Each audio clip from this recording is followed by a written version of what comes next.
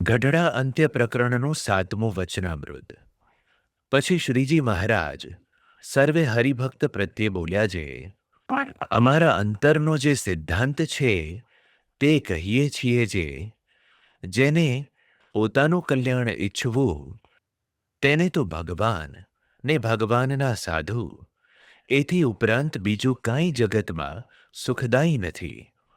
માટે જેમ પોતાના શરીરને વિશે જીવને આત્મબુદ્ધિ વર્તે છે તેવી ભગવાનને ભગવાનના સંતને વિશે આત્મબુદ્ધિ રાખવી જોઈએ અને ભગવાનના ભક્તનો પક્ષ દ્રઢ કરીને રાખ્યો જોઈએ. અને તે પક્ષ રાખતા થકા આબરૂ વધી અથવા ઘટી અથવા માન થાવ કે અપમાન થાવ અથવા દેહ જીવો કે મરો, પણ કોઈ રીતે ભગવાનને ભગવાનના ભક્તનો પક્ષ મૂકવો નહીં ને એમનો અભાવ આવવા દેવો નહીં અને ભગવાનના ભક્ત જેવા દેહ ને દેહના સગા સંબંધીને વહાલા રાખવા નહીં.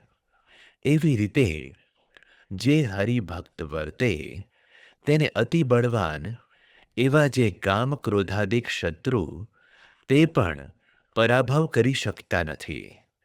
અને જે ભગવાનનું બ્રહ્મપુર ધામ છે તેને વિશે ભગવાન સદાય સાકાર મૂર્તિ વિરાજમાન છે અને ભગવાનના ભક્ત પણ એ ભગવાનના ધામમાં મૂર્તિમાન થકા ભગવાનની સેવાને વિશે રહે છે.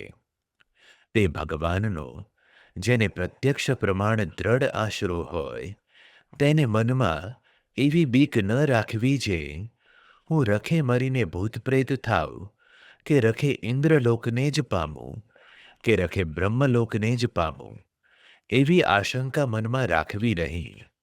કેમ જે એવો ભગવાનનો ભક્ત હોય તો તે ભગવાનના ધામને જ પામે, પણ વચમાં ક્યાંય તેને ભગવાન રહેવા દે નહીં.